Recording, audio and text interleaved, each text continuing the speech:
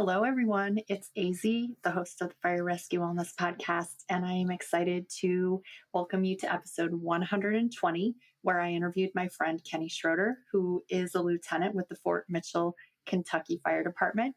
Kenny is very active as well in peer support, in firefighters attacking the cancer endemic, and also in Pet Partners, which is a pet therapy support team, which, as you know, I was very excited to talk to him about.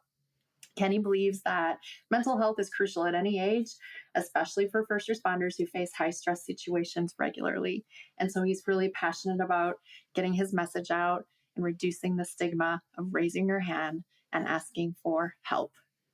Please, as usual, rate and review the podcast and share it far and wide. Thanks and have a great day. Thank you for joining me on the Fire Rescue Wellness Podcast. I'm your host, AZ. I find the research and resources and then provide the fire service with the so what, now what, to ensure the health and well-being of every member of our profession. Together, let's thrive.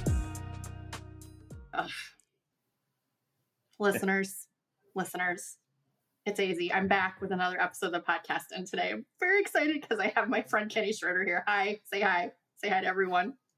Hello, everyone. Hello, listeners. We just had the most amazing conversation about tornadoes, shelters, and those little screw thingies that screw your vehicle into the ground. Do you know what those are called, Kenny? I have no idea. Screw thingies? Yeah. Screw thingies. Right. So if you haven't seen the new, I think it's called Twisters. If you haven't seen the new movie, you got to go see it. The storm chasers are nuts.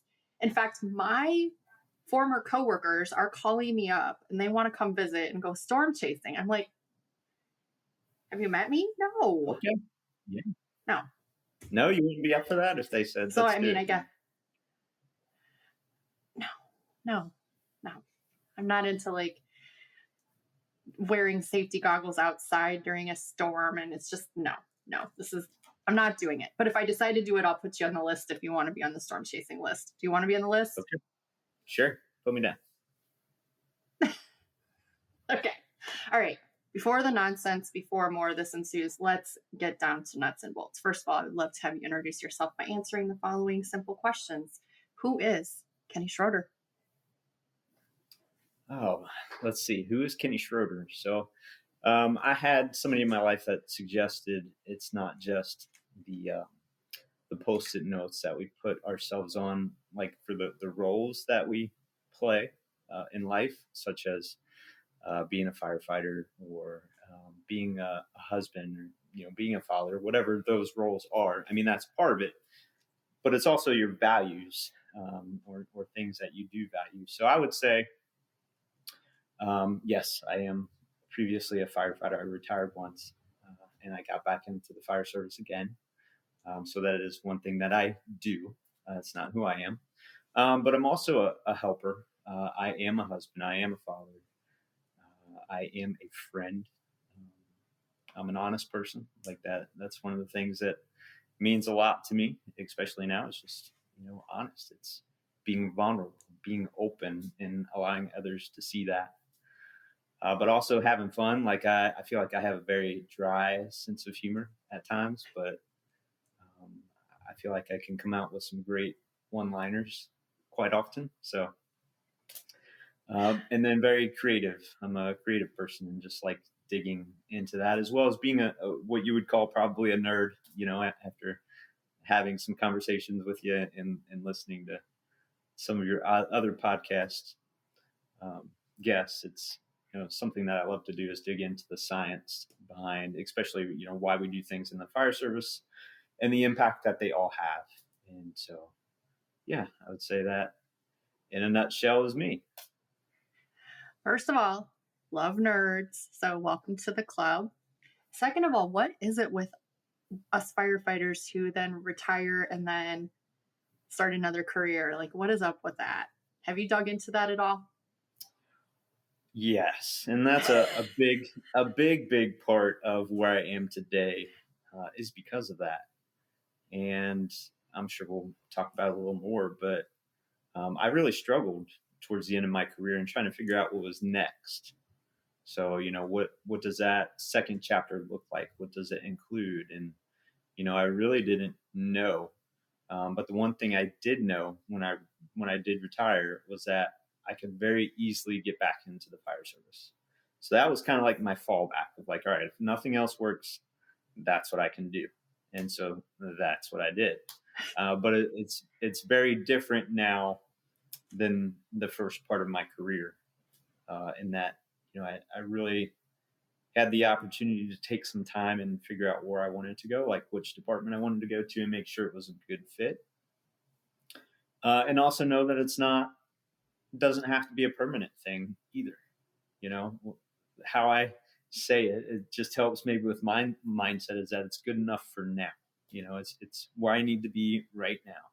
And it still allows me the opportunity to give back and do what I love to do, because I do enjoy being a firefighter paramedic. But it also keeps me connected to that community, like the community of the fire service, first responders, the community, like the general community, like in giving back to that is what I really enjoy.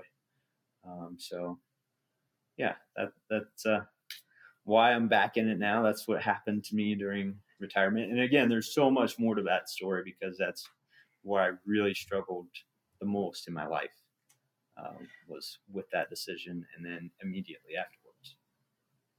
Yeah, we're going to dig into that. But first, I want to know what sets your soul on fire, in a good way or a bad way. Oh, definitely in a good way. I really enjoy just helping.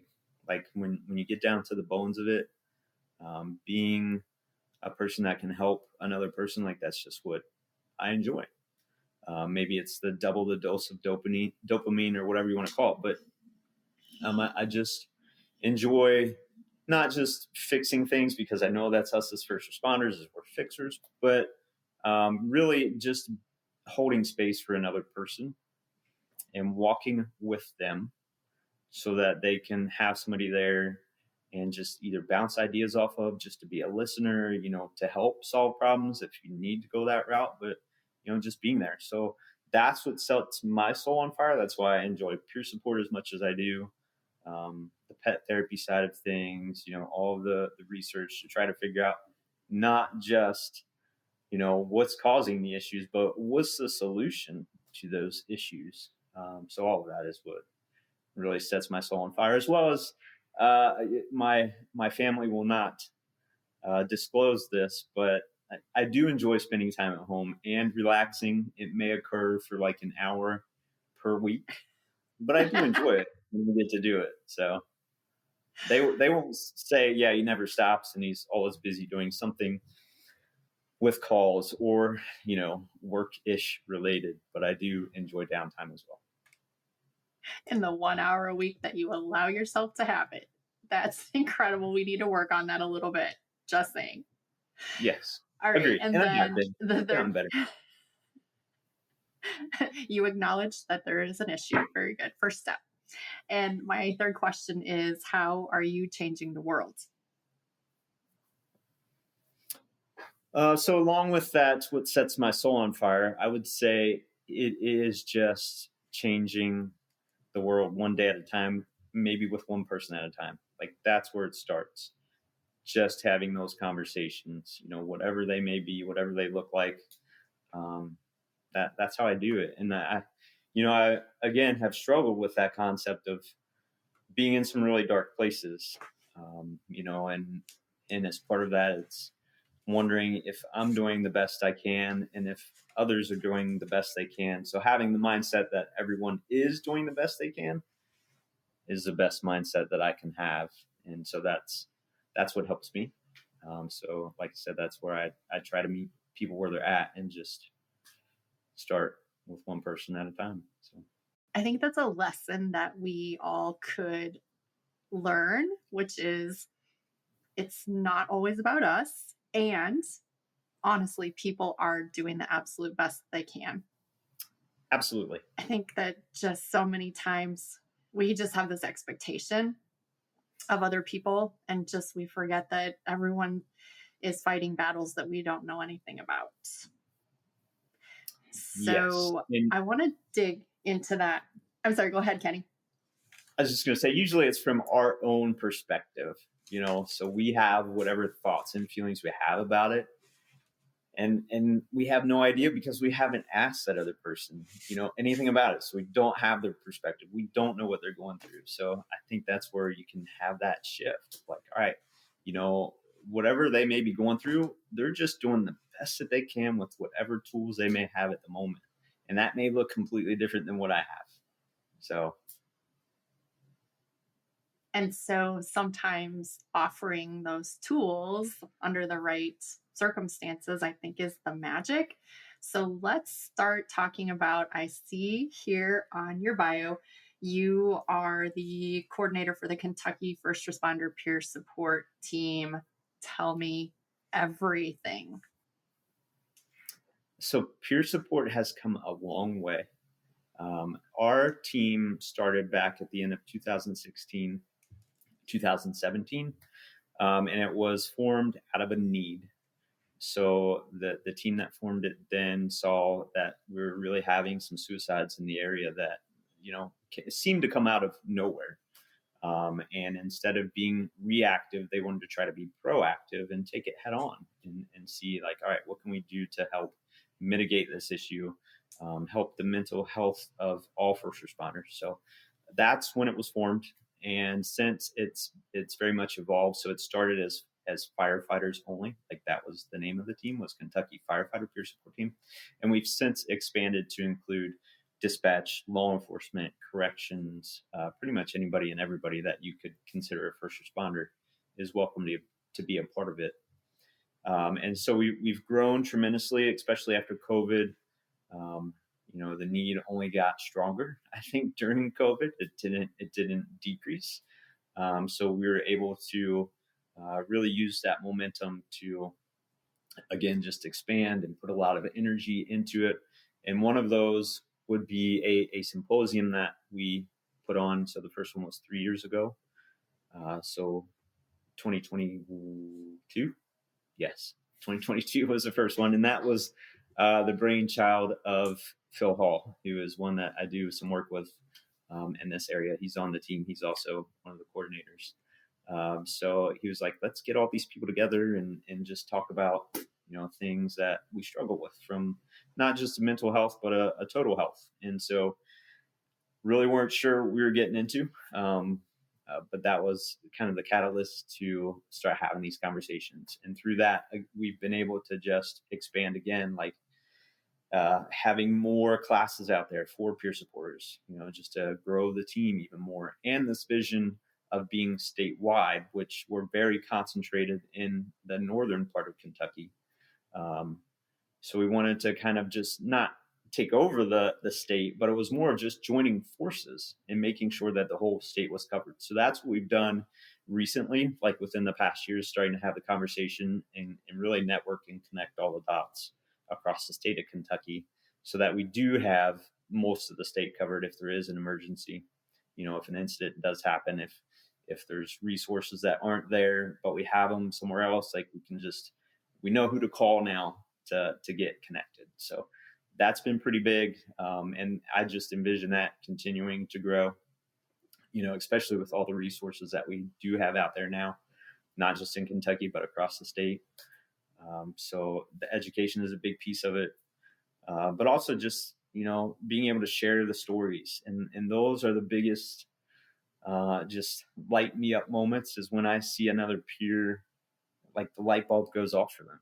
And it's not the light bulb of I'm going to do this to get help. It's the light bulb of I'm not alone. Yeah, I thought I was all alone and extraordinary in what I was doing and what I was dealing with, and thought it was, just me all alone on this island. And when they hear other people that have struggled with similar things, like, maybe not exactly the same, but similar, it's just such relief.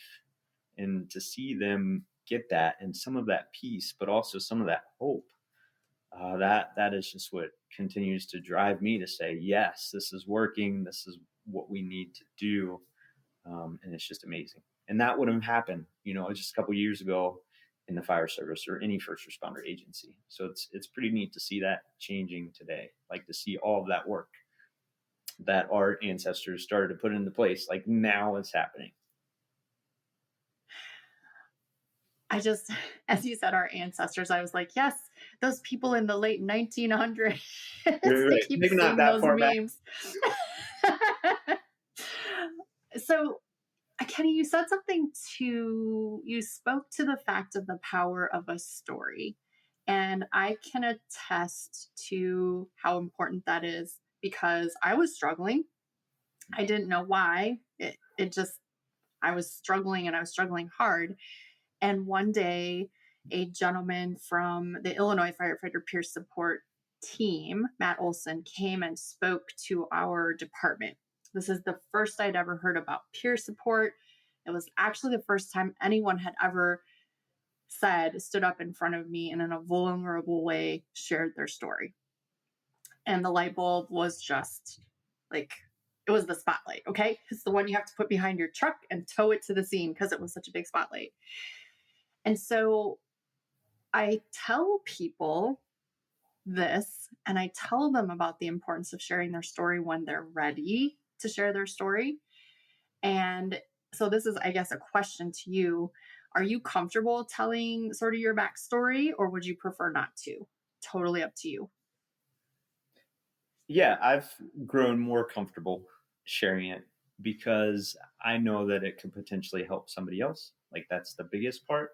And also it helps with my own healing, and continuing to Yes. be on this journey of healing and getting better. Like all of that. It's a win-win-win, when you look at it that way. So yeah, I'm comfortable. And side note, Matt Olson is actually the person that came on his own dime to Kentucky to give us our first rendition of peer support. So much respect for that guy. That was a big fan of him. That was going to be a question. Where did you get your initial training? I had a feeling it might be either Matt or Illinois, the group, but yeah, he is an incredible human and incredibly brave to stand in front of his peers. And the most powerful thing I remember him saying is, I never intended to become a alcoholic, abusive firefighter, but here we are. And I was like, whoa. And then I was just drawn in like the tractor beam. So yes, he's amazing. Anyway, back to Kenny. Tell me how your story built into the end result of you wanting to be a peer supporter and to help your coworkers. Yeah, so I guess I should start with I never ever intended on being a firefighter paramedic as a career. Like that was never on my radar. So going back a little bit to childhood, like I was kind of the kid that never fit in. I was short, I was skinny, still kind of am both, but never really fit in to the crowd, and so just some things that happened back then where I, even within my own family, never felt really connected. So when I had the opportunity to step foot in a firehouse, it was immediately like the family I never had. It was just that feeling of, wow, this is something bigger than I that I was always looking for and just never had. And I had a role that meant something. I was able to bring something to the table that, I never felt that before. So it was immediately, just felt connected to the fire service and the family and that whole aspect. As I grew more and more into it, I just became more and more connected and really leaned more towards the health and wellness side for whatever reason. Like I didn't know that at the time. Like that's what I was really doing. I just felt this connection closer to that. So I was always, digging more into how can I be more fit? How can I eat better? And also the mental health aspect. But while doing that, I didn't know that it was really for me. Like I was just doing it for my department. Like, all right, how can we make the department better? How can we make sure that they have long careers and then enjoy retirement after that? And even our retirees, like how can we keep them connected afterwards? So all of that was always on my radar. Like I just was engulfed in it. and was really my passion. And I also made my identity as being a firefighter. Like that was who I was. If you asked me during my whole 20-year career at Independence before I retired, who's Kenny Schroeder, I would have said I'm a firefighter, and that's it. Like that's it. And so you can see the flaws with that kind of thinking. And I would say that as the years went on, especially closer to COVID, with overtime and the unknown and the stress of the job and everything else that was going on at that time, I was just focusing more on working and proving to myself and others that I belonged and that I had a role here and all that. Like there was just so much going on there that I neglected to really take care of myself. I neglected to take care of the relationships that meant the most to me. All of that suffered, like my family. Like I was never home. My wife and I nearly divorced, so it was just in a bad state. And so in 2022, I had the opportunity to retire. Not that I ever really looked at it before then. Like we had mentioned before, it was on my radar. I was trying to figure out what to do with the next chapter of my life, but I wasn't at the point where it was like, all right, in 20 years I'm retiring, and then I'll move on. It was, I'll do this job as long as I'm still enjoying it and having fun. And so when that opportunity came around, it was like, okay, this is one way that I can stop that added stress of picking up the shifts and working all the time. And, I can at least cut that out and see if that helps. So we did that. We discussed it as a family, and it made sense. Again, with the backup plan, if I could get right back into it if I wanted to or needed to. But as soon as that date came along, I retired September 1st, 2022. It just started this downward spiral of life was out of control. I lost my connection to all of the people that I associated with as my family, the peers that I worked with, my family on the job, shift one, all is near and dear to my heart.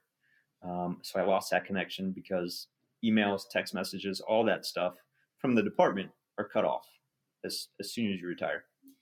I lost who I was. Like I said, I made who I was being a firefighter. Like when you retire, you're a retired firefighter now. You're not really doing the job anymore. So that ended. And then when you make that your whole person, who you are, who am I now? Was my question. And I didn't have an answer to that. I really didn't know. If you asked those around me, like if I could speak for them, I would have said like, well, he's worthless right now. He doesn't belong anywhere. Just all of this negative thinking, because that's just where my head was at. That's not what they were thinking. They would have said the complete opposite, hopefully. But I didn't know that. So continued to spiral. I was heavy into drinking. I was using that as a coping mechanism to just not have to think about things, to numb out, to go to bed, just to really isolate myself from all of the stuff that I still wasn't dealing with, all of the relationship issues, everything. And it came to a point where I was supposed to go to a conference in October to help out. It was the Brothers Helping Brothers conference, and wasn't sure if I was going to go. And then last minute, they're like, "Come on up, we really need the help." So I went, and it was just under my assumption I was going to go see what it was like, maybe hang out for a day or so. And I went there, and it was pretty awesome. It was familiar because I was back around the fire service. Had a couple of peers there with me. Just so it felt comfortable. It felt like I was back in a known place. But one of those peers also realized that I was still struggling and struggling pretty heavily. And so decided to stay an extra day. The speaker for the morning, like the keynote for the second day, was Jake Clark, the founder of Save a Warrior. he put out a message that was basically speaking my story of, this is what happened. This is where I am now. And I'm like, how does this guy know me? He never met me. I never met him, but yet he's telling me everything that I'm feeling right now. And I didn't have the courage to say, yeah, that's something I need. That's something I need help with. But luckily others saw that. And one of the things that Jake had asked was, I've got a cohort starts next week. I know somebody here is struggling. Who's it going to be? Who's going to be my guy? And again, I didn't have the courage to say it was me, but luckily another person did and raised his hand and said, I'll go if I can take somebody with me. And I was thinking, man, don't say my name, please. Like, don't throw me under the bus that way in front of all these people. But he did, and thank God he did, because that was really my light bulb moment, if you will, of thank goodness somebody's getting me the help that I didn't have the courage in the moment to get. And because luckily, if not, I don't know where I'd be today, because it was really a life-changing, a life-saving program for me that really means the world, and what I continue to give back to today, just because it was something that had such a profound impact on just, the way I operate and the way that I do things now.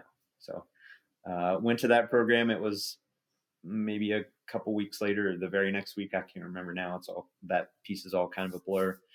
But I went, and again, it was just life-changing for me. Just the conversation, having those conversations that you never thought you would ever have in your life before, and the ability to do so in a safe place, and really just having people hold space and listen and offer guidance and love. Like, the biggest thing was love of, like, we're not judging you. We're just gonna say we're here for you and help you in any way that you need. And really the only thing I needed was just guidance and somebody to be there and somebody to hold space, and somebody to just say, I got you. So Those are the most important words in the world. When someone says, I've got you. So good. You said something very profound, and I usually scribble things down and I didn't do it. But you said something to the effect of, someone else knew I needed help and I wasn't going to ask for it. And can you say that again? Because it's so important.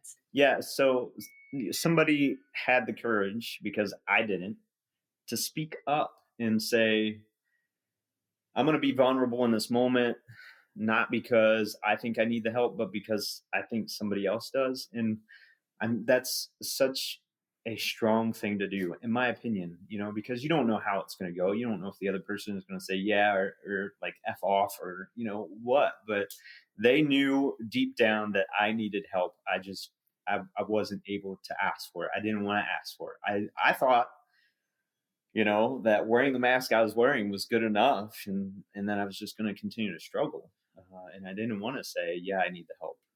Nobody wants to admit that. But it's really like, that's where the strength lies. Now I can see that now. Like, the strength lies in asking for help and getting the help that you need. Like, that's it, period. Yes. Exclamation point. Also, unfortunately, they're building a house next door to me and they're being really loud. So I am so sorry about that. I want to ask you to talk about your experience at Save a Warrior, because I myself have pulled up their information. I've looked at it. I've thought, this is fantastic. This is so amazing. I've never pulled the trigger, but I want to hear from your perspective all about that experience. Tell me in as much detail as you can about that experience. Yeah. So Save a Warrior, like you said, I didn't really know anything about it until listening to Jake speak that morning, and to, like, all right, this is something I never heard of, but it sounds like something that would benefit me. So what they offer, basically, they'll tell you it's a suicide prevention program.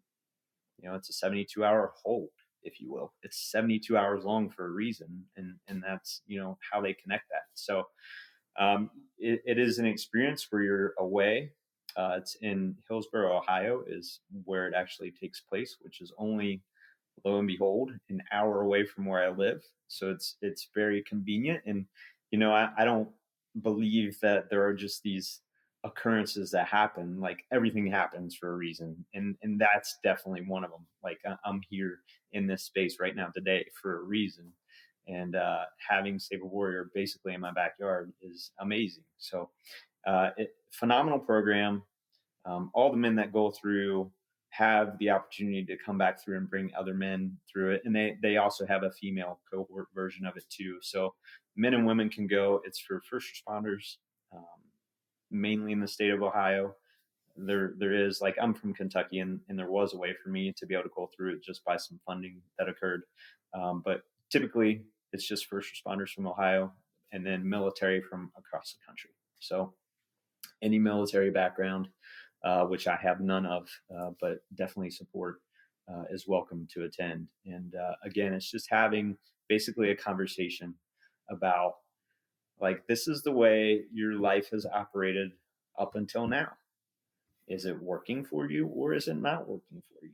And if it's not, then let's look at some ways that maybe it could work for you. And so that's what it was for me. Like my life up until that point was not operating very well, but I didn't know what I didn't know at that time. And now, luckily I do. I have that awareness to try some other things, to do some other things, to just make life work. So now they have over 2,000 people that have gone through. It's a huge community. Being able to connect back to that on a daily basis, like there's a whole list of men that I have now that I can contact at any moment, and know that they will offer space if it's needed. They will offer guidance if it's needed. They will offer love, if that is needed. It's any part of that, which is just so big. And Save a Warrior is just one organization, and in my mind, obviously that's my experience, and I'm grateful for that, and I love them for it. But there are other opportunities across the country that are very similar in nature. So if you have an organization like that, or a resource like that that's close to you, definitely check it out, because I'm sure it's a very similar experience to what I had at Save a Warrior. Kenny, would you say that your change was fairly immediate? Like, you came home from your 72 hours at Save a Warrior and your wife was like, hello, who is this man? Or was it more gradual and you sort of assimilated different ways of thinking over time, or was it both?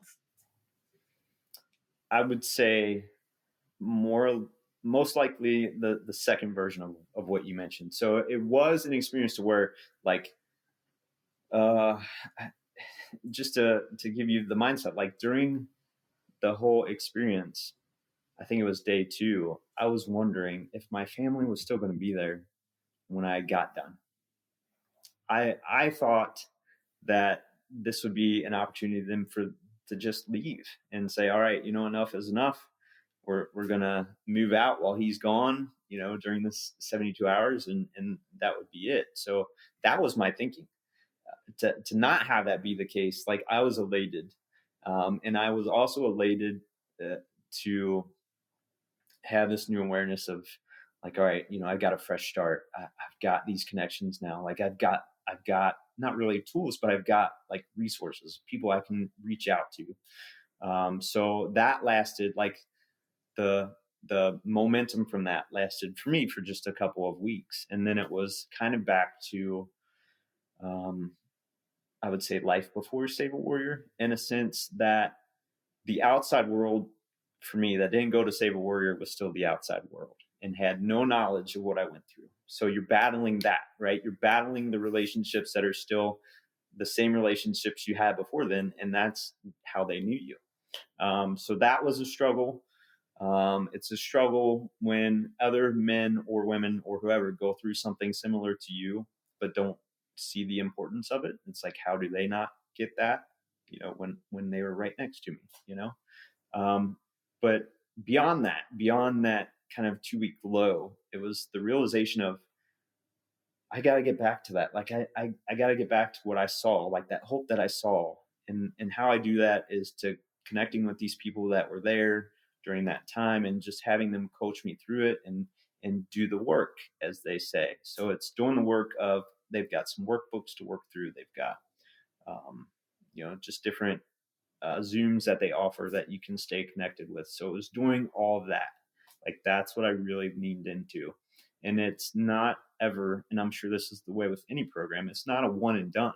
Like you don't go to it and you're done. Like you have to continue to work on it for the rest of your life. And I know that now. Like I know it's just a journey that I'll be on forever. Like I've just got to stay connected to what I know works and just doing the work moving forward. And I want to make sure I have this timeline correct. So was it in 2022 in the fall that you went to Save a Warrior? Is that correct? Correct. Yes. November Okay. of 2022. Okay. And you were or were not already working with the peer support at that time? I was. Correct. You were. Okay. So I personally, after Matt Olson kind of turned on my light bulb, I started looking for opportunities myself. I actually shifted my business from training general population to working only with firefighters. That was kind of step one. But I kind of kept looking for opportunities. And in I want to say 18 maybe, there was a peer support class that was held at a neighboring department. And my department was kind enough to sponsor me to go to that. What I realize now is exactly what you said. I was looking for help for myself. Mm-hmm. And I see that so often. People get involved, not just in peer support, but they'll get involved with peer fitness training because they're looking for help for themselves. So I guess my question in a convoluted way for you is, how do we do a better job providing help for people before they even need it? Yeah. So that's a question I've asked myself a lot, because as first responders, we respond, right? It's in the name. Like you get a call, you respond, you react. Like that's our bread and butter. That's what we do best. How do we be proactive about it and have these conversations ahead of time? And it's hard to, like, I think the bottom line is you have to make the person understand the importance, however you can relate that to them at that moment. Because if you think about recruits, like maybe they've never been through a challenging situation, such as a vehicle collision, with entrapment, or somebody stuck in a house that's on fire. Maybe they've not had that. So how are they going to be able to relate, anything that they've experienced to a challenge like that, and how they're going to feel? They may not. So you really have to try to explain that to them on a level that they can understand, and educate on the resources that are going to be there, and just say, hey, if you're struggling or just curious about it, like reach out, get the help, or get more information about the resource, or however language, whatever language you need to use to just get that point across. But I think that's where it starts, and we have done a very good job at the department where I am now, and just pretty much in the region, of bringing these on sooner, having these conversations sooner, of like, these are some things that you may see that may affect you. You may have some sleep problems. Your diet may go to crap. Your relationships may suffer. Like, these are the warning signs to watch out for, so that you can proactively do some work and build your resilience, against them. So that's the conversations that are occurring now. And like I said, luckily we're in a better place than we were. I won't say a good place, but we're in a better place than we were. So. And I think something that you said earlier, which was brilliant, that just ties it all together, which you said somebody had the courage to speak up when you didn't have the courage. I think we can use that too to say to someone else, hey, I've been thinking about checking out this whatever exercise program, mental health resource, Alcoholics Anonymous meeting, whatever it is. Would you want to come with me? I think that's so smart. The other thing is, listeners, this is so funny. I visited Kentucky in April. Now, I am a very big planner, but for some reason it never occurred to me to reach out to Kenny I was probably like 3 days before. I was like, hey, by the way, I'm going to be in Kentucky. Would you like to have me talk about something? And he was like, immediately, yes. Like he didn't even think about it. Immediately, yes. Here's another resource for our people. And they invited, I think, 2 other departments to come. So you got to look for those opportunities to educate your people in an ongoing fashion. Yeah. I say definitely. we could drop the mic there, but I have more stuff to talk to you about. Yeah, no, I mean that was big. Like, when you have those opportunities to bring resources in and just to be able to talk about it, um, if it's an expert like you coming in to talk about things that are going to impact their lives, like you have to bring that in. Like you're doing not only yourself a disservice, but also your peers and coworkers a disservice if you don't. And I love what you said about like asking them to go somewhere with you. We just, like, as part of peer support, we just had a clinician that we vetted last week just to see how well they work with first responders. And one thing that she offers as part of her service is neurofeedback. And so they reduce the rates for first responders, but also allow you to take a buddy for free. And I just thought that was awesome. I was like, what better way could you, somebody that maybe you're concerned about, to get them a resource that they may need or may help them, to be able to invite a buddy, but do so with, again, the language of like, hey, I need to go here to check this out for me. Do you mind supporting me as I go there? And you can just sit and hang out. And, if you want to grab these headphones that are right next to me and watch this little video that's right next to me, like you can do that, and I just thought, I was blown away. I'm like, that's perfect. Like, instead of saying, hey, let's go have a drink or, something like that, like, hey, would you support me in going to this appointment I'm going to? So, Yeah, because think about it. I mean, I will go to a restaurant and eat by myself. I will go to a movie by myself, but it's way more fun when someone does it with you. yeah, And it's the same for all of those things. It's better with a friend. Oh, I like your new person. She got a stamp of approval, right? yeah, yeah, absolutely. Definitely Okay, added to the list. good. Good, good, good. I want to talk to you. I'm going to save the pet partners for last because we always talk about dogs last.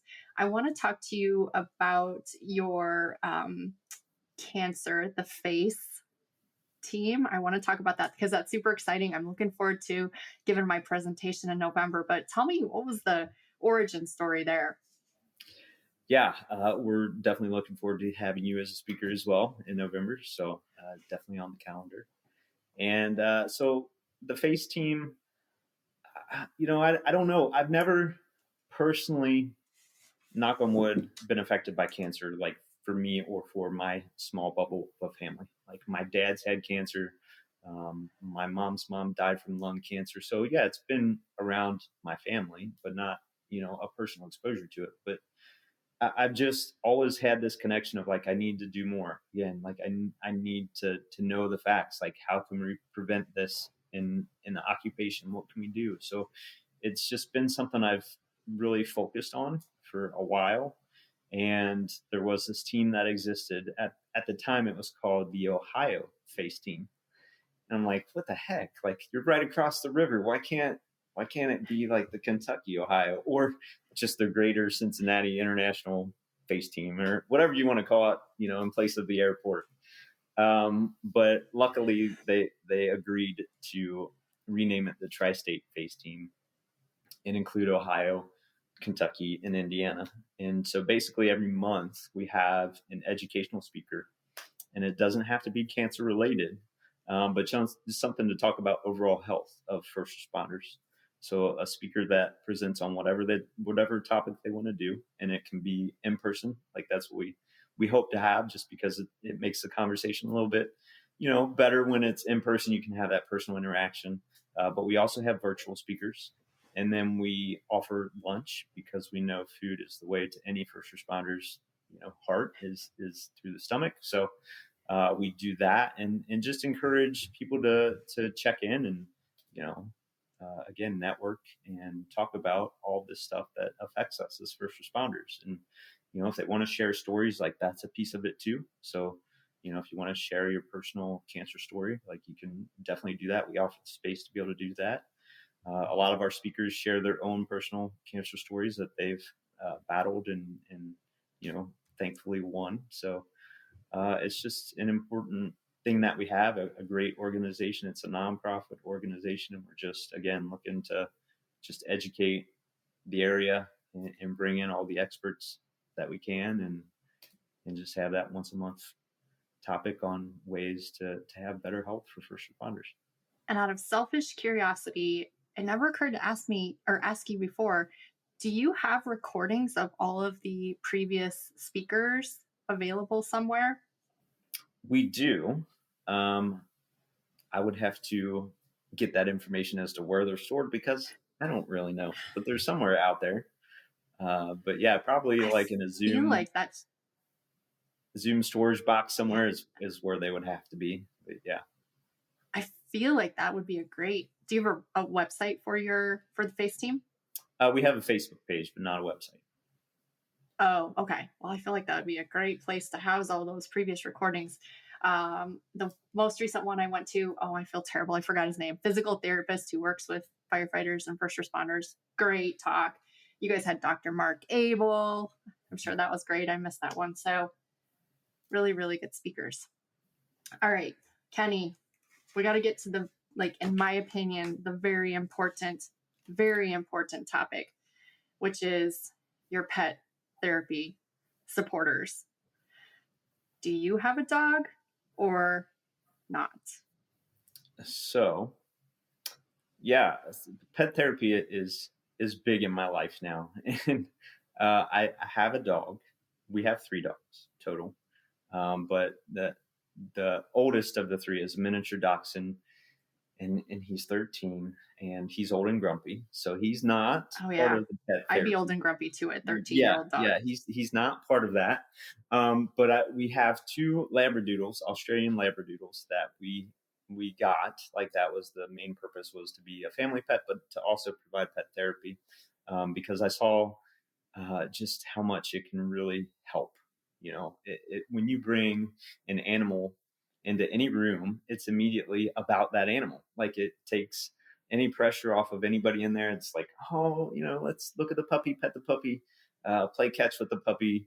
We've got a giant rabbit on the team, so it's, oh my gosh, that rabbit's huge. Like, look at the size of that rabbit. So it's a way to open up conversation and just be able to dig into the things that may be affecting our lives, but in a tricky kind of way, because most individuals don't realize that's what's happening. They don't realize that a lot of times when we visit the members of the fire station or the police officers or whoever, they'll start to get out their phones and be like, hey, look, this is my dog, and it just opens up that conversation, and then you start talking about deeper things, and it's amazing how that works. But just to get back to your question, because I feel like I sidetracked a little bit, our dogs are not quite. No, when it's about dogs, it's never a sidetrack.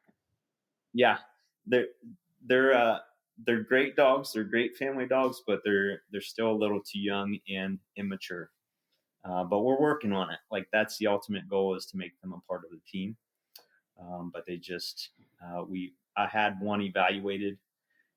And it was really a humbling experience, because at the very end, when he did terribly, they're like, some dogs aren't meant to be therapy dogs. And I was like, okay, point taken. Thank you. Like, I get it.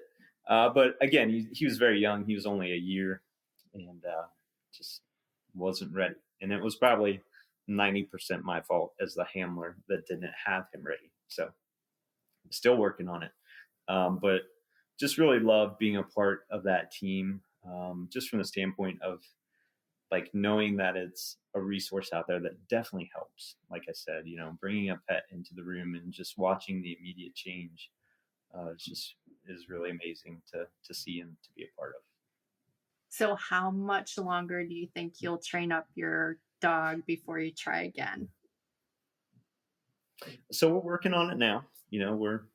We're slowly but surely getting there. And, I would say, hopefully, fingers crossed, within this year, we'll have him ready and hopefully a part of the team.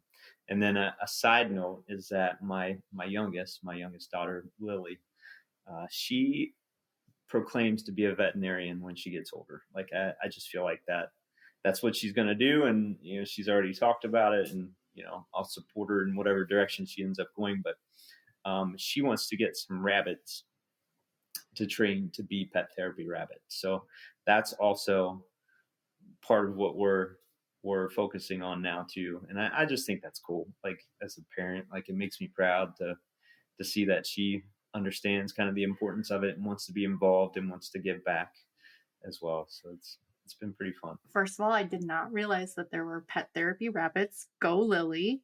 Second off, it is my understanding that Oklahoma State's veterinary school is top notch. So keep that in mind. I will certainly. And we also have a rodeo team if she's interested in that. I don't know.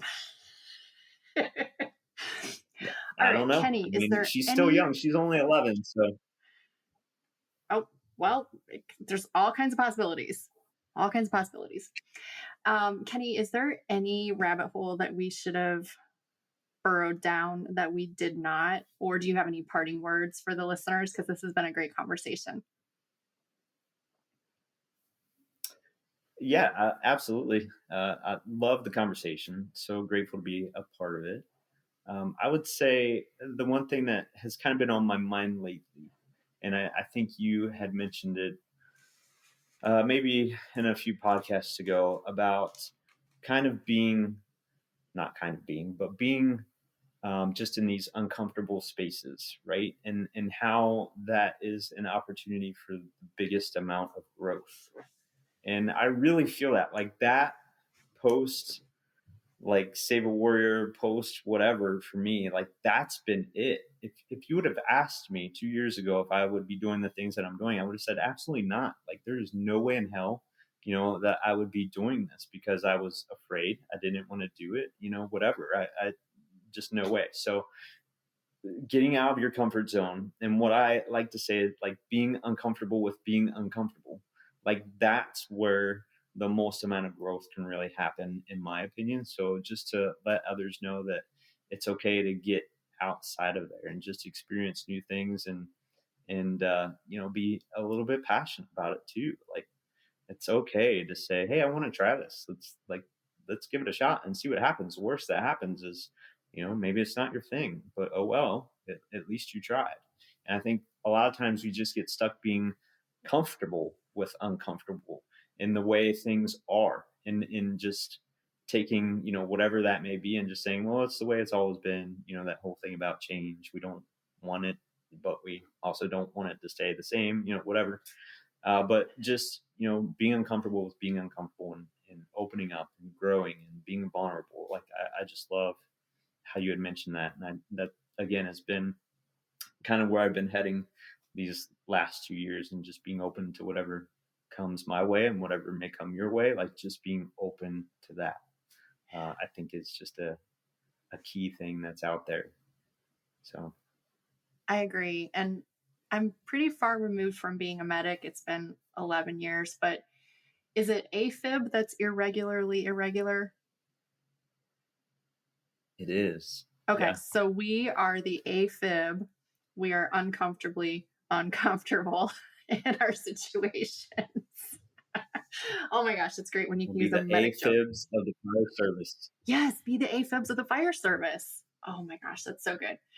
Well, I also have loved this conversation. I'm so happy that you made time today, and I'm pretty sure that we can drop the mic and say we did a good job. What do you think, Kenny? I think so. I think it's time. All right, so it's AZ and Kenny Schroeder. We are dropping the mic, and we are officially out. Mic is dropped.